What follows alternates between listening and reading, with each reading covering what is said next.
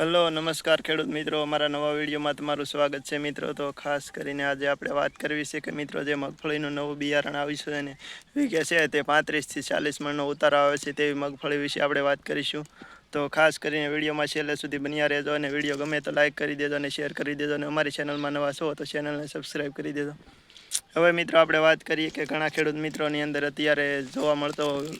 ખાસ કરીને કે ભાઈ મોટા પ્રમાણમાં જે વધુ ઉત્પાદન આપતું હોય તેવું બિયારણ વાવવાનો પ્રયત્ન કરતા હોય અત્યારે ખાસ કરીને છે તે ઉનાળો ચાલી રહ્યો છે ને ટૂંક જ સમયની અંદર ચોમાસું બેસે એટલે અત્યારે છે તે મગફળીનું બિયારણ શોધવાના ખેડૂત મિત્રો પ્રયત્નો કરતા હોય ને ઘણા ખેડૂત મિત્રો છે તે અત્યાર દીઠાનું જ બિયારણ છે તે લઈ રાખતા હોય ત્યારે ઘણા ખેડૂત મિત્રોને ખ્યાલ નથી હોતો કે આપણે કયું વધુ ઉત્પાદન આપે છે તે બિયારણ વાવવું તેના વિશે ખાસ કરીને મિત્રો આપણે આજ આપણો અભિપ્રાય આપવાનો છે ને વિડીયોમાં વાત કરવાની છે તો વિડીયોમાં છેલ્લે સુધી બન્યા રહેજો મિત્રો। તો હવે મિત્રો વાત કરીએ કે અત્યારે સોશિયલ મીડિયાનો જમાનો છે અને સોશિયલ મીડિયાની અંદર તમે અવારનવાર જોતા છો કે ઘણા જે મગફળીના બિયારણવાળા છે તેના વિડીયો આવતા હોય છે। ઘણી કંપનીઓ છે તે પ્રમોશન પણ કરાવતી હોય અને દાવો કરતી હોય છે કે મગફળીની અંદર ઉત્પાદન છે તે 40 થી 50 મણ આવે છે મિત્રો, તમે પણ વિડીયો જોતા છો। તો હવે મિત્રો ખાસ કરીને આપણે વાત કરીએ કે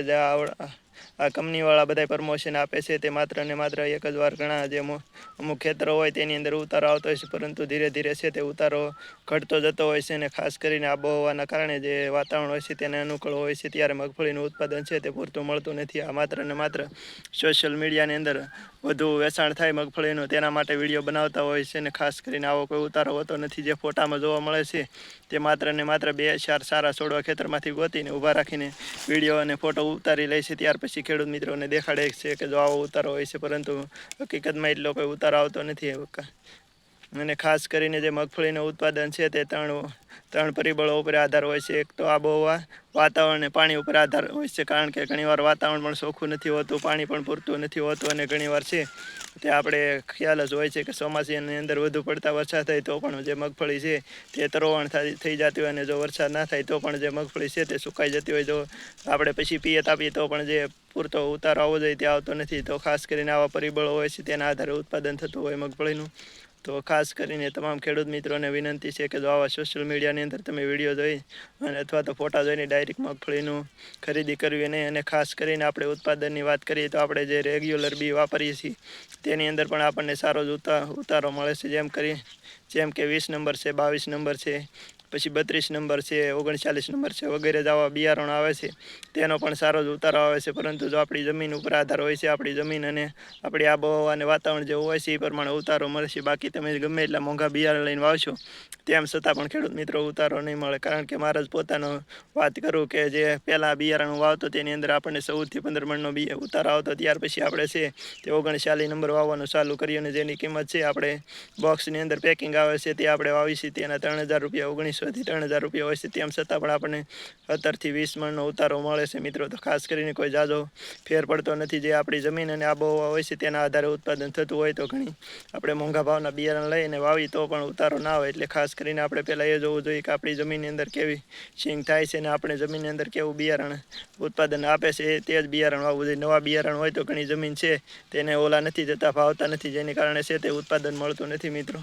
તો ખાસ કરીને આ વાત પણ ધ્યાન રાખવી જોઈએ મિત્રો। મોંઘા ભાવના બિયારણ લઈ ને આપણે ખોટા ખર્ચા ના કરવો જોઈએ અથવા તો જો આપણે કોઈ આજુબાજુની અંદર ખેડૂતે વાવેલો હોય ને આપણે નજરે જોઈએ કે ભાઈ ચાલો આ બિયારણ સારું છે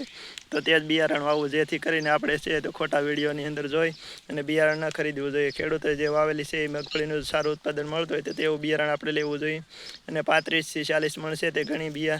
વેરાયટીઓ છે તેમાં ઉતારો આવતો હોય કારણ કે એના ખેતરો છે તે મોટા હોય અથવા તો જો વાતાવરણ આબોહવા અથવા ખેતર સારા હોય તો તેની અંદર ઉતારો મળતો હોય છે। બાકી તમે ગમે એટલું મોંઘું લાવશો બિયારણ તો પણ કોઈ ઉતારો આવશે નહીં। અને ઘણી મગફળી એવી છે કે જે ઉતારો આવતો હોય પરંતુ એની અંદર લાંબો સમય લાગતો હોય, ચોમાસું પૂરું થાય પછી પણ પિયત આપવું હોય તો આપવું પડે ત્યારે માઇન ઉતારો આપતો હોય છે। તો આવા બિયારણ લેવાના કારણે પણ ઘણીવાર ખેડૂત મિત્રો હેરાન થતા હોય કારણ કે ઉતારો સામે જોવા જાય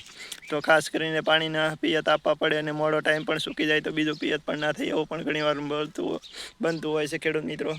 તો હવે તમે જ કોમેન્ટ કરીને કહો કે તમારે મગફળીનો ઉતારો છે તે કેટલો આવતો હોય, અને જો કોઈ તમારી પાસે એવું બિયારણ હોય જે 35 થી 40 મણનું અથવા તો વધુ ઉત્પાદન આપતું બિયારણ હોય તો તેનો કોમેન્ટ કરી દો, જેથી કરીને તમામ ખેડૂત મિત્રોને જાણ થાય કે આ બિયારણ છે તે સારું આવે છે. કારણ કે આપણે ખેડૂતોનો વિશ્વાસ કરી છે, જે કંપનીવાળા એડવર્ટાઈઝ આપે છે અને પ્રમોશન કરે છે તેનો વિશ્વાસ આપણે